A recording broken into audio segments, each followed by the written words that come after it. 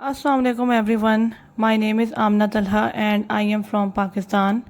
Today is 25 September 2024. Our topic is the brief interpretation of Surah Al-Fatiha. Let's begin with the recitation of Surah Al-Fatiha. بسم الله الرحمن الرحيم الحمد لله رب العالمين الرحمن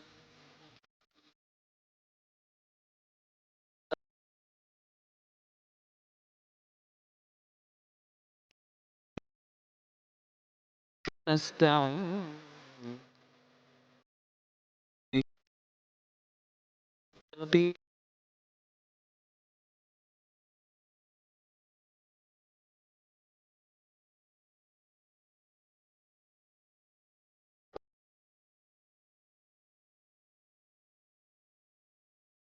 We all know that it is the first surah in the physical copy of the Holy Quran known as Musaf, but it is also the first complete surah revealed on the beloved Prophet Muhammad sallallahu alaihi wasallam. Before this surah, some verses of several surahs were revealed, but it was the first complete surah containing 7 verses which was revealed to him for the first time. This surah is also known as an opening surah because it is an opening of the Holy Quran. As we know, Arabic people were used to giving titles to things they adored. So there are many titles they had given to this surah. For example, Al-Kafiya, Ash-Shafiya, Ummul Quran, Asasul Quran. There are so many, but these 4 must be within the basic knowledge of every Muslim. It is widely accepted and believed that Surah Al-Fatiha contains a total of 7 verses. Some scholars believe that Ayat Bismillah is a part of Surah Al-Fatiha, but then they combine the last 2 verses together, which ultimately makes a total count of 7 verses. While other scholars believe that Ayat Bismillah is not the part of Surah Al-Fatiha, neither of any other surah, but as they separate the last 2 verses, so the total of verses remains the same, that is 7. In this way, the total number of verses of Surah Al-Fatiha remains 7 in either case. We all know that Surah Al-Fatiha is given massive importance in Islam, as it is the foundation of the Holy Quran and opening surah of the Holy Quran. In one hadith, it is given an importance of the greatest chapter in the Holy Quran, that it is the greatest surah in the whole of the Holy Quran. It is mentioned in the hadith. Anas ibn Malik reported, the Prophet, peace and blessings be upon him, was on a journey, and he descended from his riding animal as a man among his companions was walking by his side. The Prophet turned to him and said, shall I not tell you of the greatest of the Quran? The Prophet recited to him, all praise is due to Allah, the Lord of the worlds, meaning Surah Al-Fatiha. On one occasion, it is also mentioned, Ubay ibn Ka'b reported, the Messenger of Allah, peace and blessings be upon him, said to him, how do you recite in prayer? Ubay said, I recite the foundation of the book, that is Surah Al-Fatiha. The Prophet said, by the one in whose hand is my soul, nothing like it has been revealed in the Torah, nor the Gospel, nor the Psalms, and nor the Furqan. Verily, they are the 7 oft repeated verses and the great Quran to me. According to this hadith, the first chapter of the Holy Quran, that is Surah Al-Fatiha, is given the importance more than all the sacred books ever revealed. We all know that there is no salah, that is prayer, without recitation of Surah Al-Fatiha, as it is mentioned in the following hadith. Ubadah ibn al-Samit reported, the Messenger of Allah, peace and blessings be upon him, said, there is no prayer for one who does not recite the opening of the book, that is Surah Al-Fatiha. From this hadith, it is very clear to every Muslim that we must recite Surah Al-Fatiha in all our prayers. However, there is some confusion about the recitation of Surah Al-Fatiha when you are standing and offering a prayer behind the Imam in Masjid, that is mosque. There are three opinions of scholars regarding this matter. Number 1. It is an extreme opinion.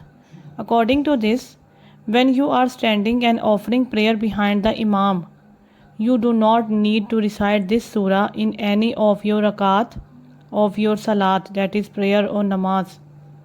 Number 2. You must recite the surah in your heart while in prayer, whether the Imam recites it aloud or not. Number 3. When the Imam recites it aloud, then you don't need to recite it yourself. You should rather listen closely to Imam's recitation. But if an Imam recites it within his heart, then you should also recite it within your heart. The last one among these attracts my heart the closest, because it is in accordance with the verse in Quran stated, Surah number 7, verse number 204. So when the Quran is recited, listen carefully to it and keep silent so that you may be shown mercy. Now, before we begin the phrase-to-phrase explanation of this blessed surah, it is necessary to understand the basic philosophy of the Holy Quran.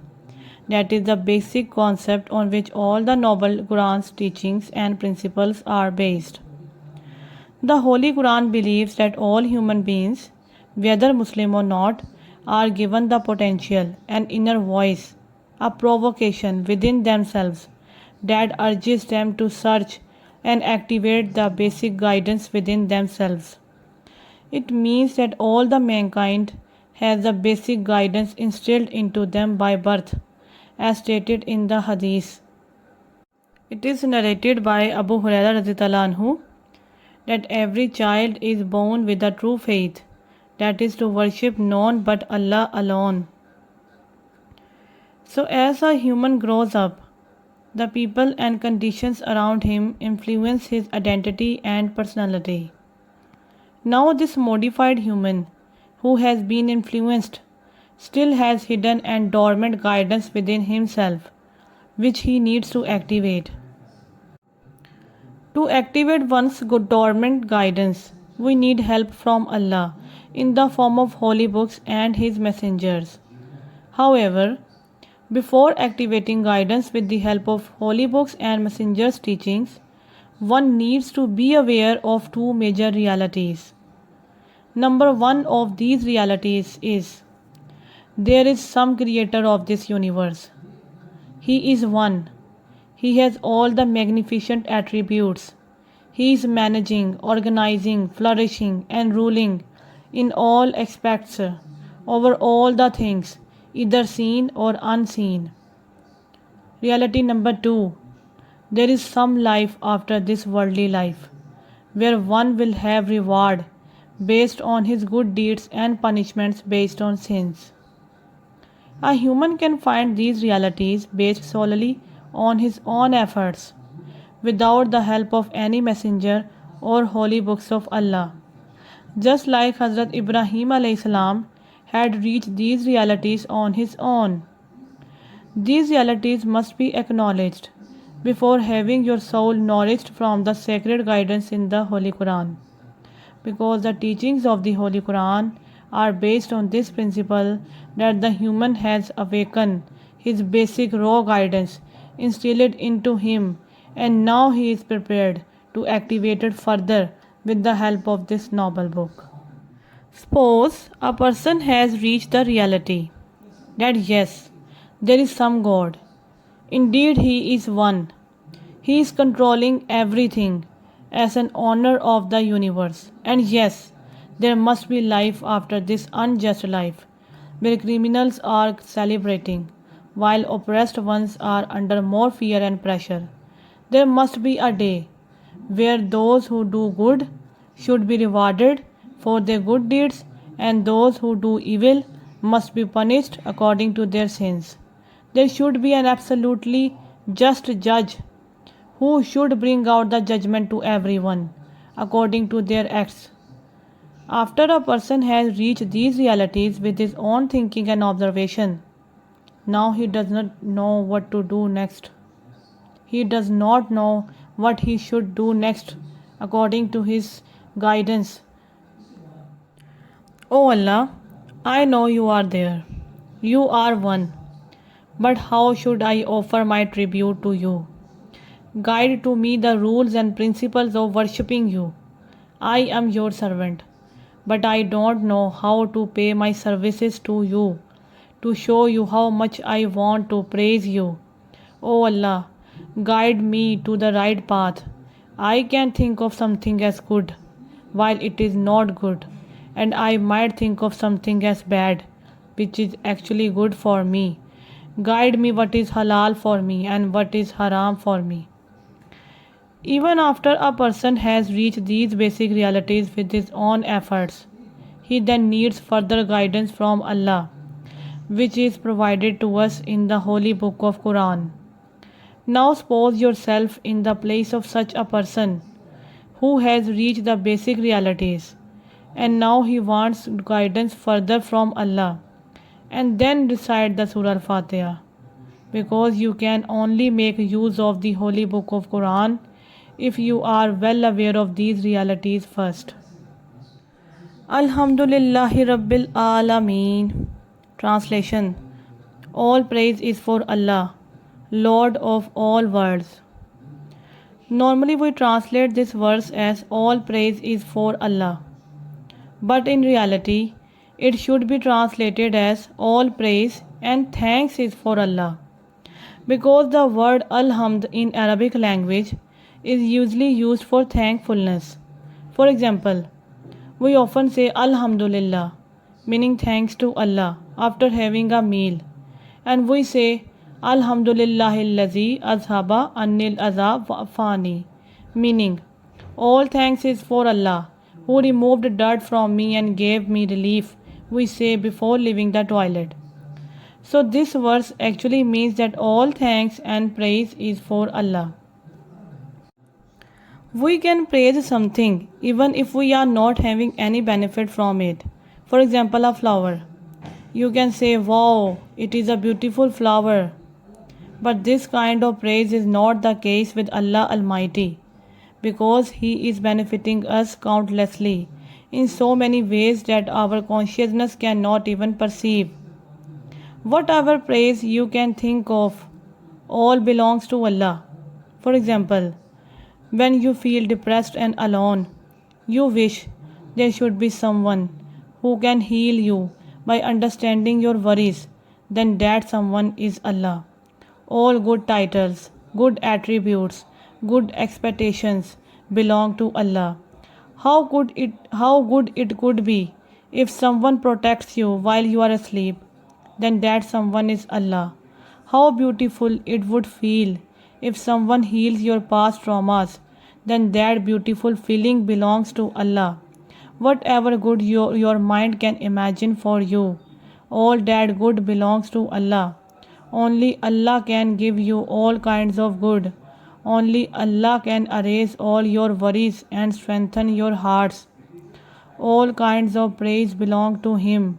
Only He is beautiful, trustworthy, caring, protective, beloved, lover, elegant, friend, honest, truthful, your comfort zone, your secrets keeper, and thus every good you can ever think of, all belongs to Him. Now, coming to the second part of this verse, that is Lord of all the worlds. Allah is the Rabb of all the worlds. He is the owner or the king of all the worlds. It means that He is the nurturer, cherisher, and manager of everything and everyone in all the seen and unseen worlds. He is nurturing the matters of the world, not only at a collective level but also at an individual level. When Allah afflicts any of us with worries, agonies, or diseases, He trains us to practice patience, and develop humbleness within ourselves. At every stage of life, He is teaching us lessons to make us better human as compared to our past selves. Thus, He is our absolute upbringer. He is helping us to reach our full potential as a human by making us explore our hidden treasures to make us strong and more realistic. Ar-Rahman Ar-Rahim. Translation: the most compassionate, the most merciful. Just like the verse mentioned above, this is the confession by the person who has reached the basic realities and has acknowledged them from the bottom of his heart and mind. Now he expresses his feelings of gratitude by praising Allah and mentioning His attributes. One of the most mentioned attributes of Allah Almighty is His endless mercy, that is Rahmat. Both the words Rahman and Rahim, the names of Allah, are derived from this word of Rahmat, which means mercy. It is complicated for a human mind to understand the difference between the two. The word Rahman shows the bodily expressive condition of Allah's mercy, while the word Rahim shows the continuous and rhythmical pattern of His mercy. It means that there is a difference in the pattern of expression of His mercy, like there is a difference in the flow of sea and a river. Sea is noisy and has bold expression like that of a storm, while the river has a continuous and smooth flow and is comparatively more streamlined and silent. Allah's mercy has both expressions at the same time, which our minds cannot comprehend. That is why He is both Rahman and Rahim. Maliki Yawmiddin. Translation: Master of the Day of Judgment. It is another confession by the person who with his own efforts has reached the basic realities. Now he is paying more tribute to Allah, whom he has recognized by observing the things around him, just like Hazrat Ibrahim a.s. had recognized the presence of God from his own observations. When a person acknowledges Allah as the master of the Day of Judgment, then there are three other realities that he has accepted together with it. These are: number 1, there is indeed one day when all the people will be assembled after death. Number 2, that day everyone will be gathered around Allah, and Allah will give reward to those who did good deeds and punish those who did bad deeds. Everyone will be given according to what they have earned. Number 3, only Allah will be the master of that day. No one will be of any help against any decision of Allah that day. Neither of your ancestors nor any relations could be of any help that day to protect you from Allah's judgment. In Surah number 40, verse number 16, nothing will remain hidden from God concerning them on the day when they appear before God from their graves. It will be asked, to whom does the kingdom belong on this day? It will be answered, the kingdom belongs to the Almighty One God. Iyyaka na'budu wa iyyaka nasta'in. Translation: You alone we worship, and you alone we ask for help. From this verse, the address to Allah Almighty has begun. Here the translation refers to not only the present, but also we are making a promise regarding our future. Like, you alone we worship, and we will keep worshipping you. And you alone we ask for help, and we will keep asking for help from you. We are not only presenting to Allah our present condition, but also making a promise that we will keep worshipping you alone and asking for help from solely you. I wish it is really our situation when we are saying these words to Allah. I wish we are truly going through the same feelings as presented in these verses. Ihdina sirat al-mustaqim. Translation: Guide us along the straight path. O Allah, guide us to the right path. We need guidance from you, not only at individual level, but at political, social, educational, economical, and thus at all levels. In an individual's life, there come many minor and major stages when a human gets completely puzzled and confused about what he should do. He can think of something good for him, while in reality it is not, and he might think of something bad, while it is actually good for him. A little deviation from the straight path can make a person more and more distant from the guidance. Sometimes a person gets indulged in such deviations also with good intention within the prescribed limits of Islam. But still Satan is there to mislead humans at every step. Thus a human should be a seeker of guidance at every step. He should always be conscious of whether he is going right or not. At a collective level, we need a system that is based on justice, brotherhood, and equality, so that there is nothing wrong with any group of people. There can be many examples here. A human is either a man or a woman. If a man is allowed to make a system, he will keep more benefits for a man and wouldn't be able to make rules and principles in accordance with the woman's requirements. Perhaps because he is not thoroughly aware of her needs and concerns. Likewise, if a woman is allowed to make a law to implement in a state, she will keep more benefits for women and ignore most of the appropriate requirements of a man because she does not know them completely due to her limits of feminine existence. Similarly, if a government is allowed to make whatever policies it wants, it ignores many needs and concerns of the public. Because the government wants the public to accept whatever it orders without any objection, which is not acceptable for the public. On the other hand, the public wants as much freedom as possible, which also has devastating results, as we see in the current conditions of the Western culture. Thus, we want a balanced system in which everyone is satisfied, and such a system can be provided by only the God of everyone.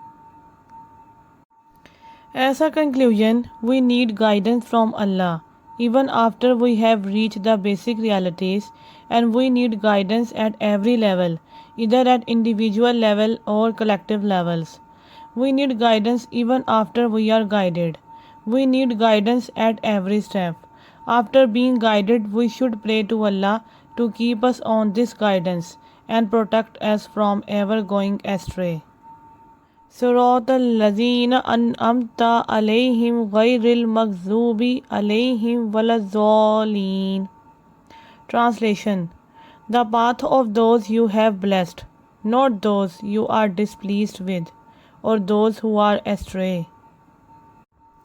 O Allah, show us the path of those whom you are pleased with. What are those people with whom Allah is pleased? It is mentioned in Surah 4, verse number 69. And whoever obeys Allah and the Messenger will be in the company of those blessed by Allah, the prophets, the people of truth, the martyrs, and the righteous. What honorable company! These are the people Allah has blessed. Number 1 are the prophets like Prophet Nuh, Prophet Lut, Prophet Yusuf, etc. Number 2 are Siddiqeen, that is the people of truth, that is the Hazrat Abu Bakr Siddiq Radhiyallahu anhu, Hazrat Umar Farooq Radhiyallahu anhu. Number 3 are martyrs, that is Shuhada, that is those who sacrifice their lives for the sake of Islam. And 4th are normally righteous people, that is some among us. These are mentioned in accordance with their levels from highest to lowest. Now coming to the second part of this verse.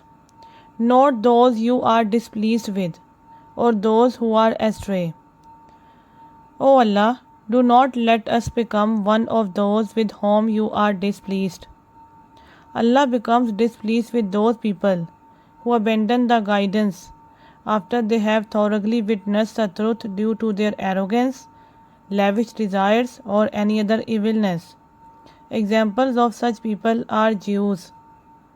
They had two major prophets at their beginning, that is, Prophet Musa alayhi salam and Prophet Harun alayhi salam, and two major prophets in the end, Prophet Isa alayhi salam and Prophet Yahya alayhi salam.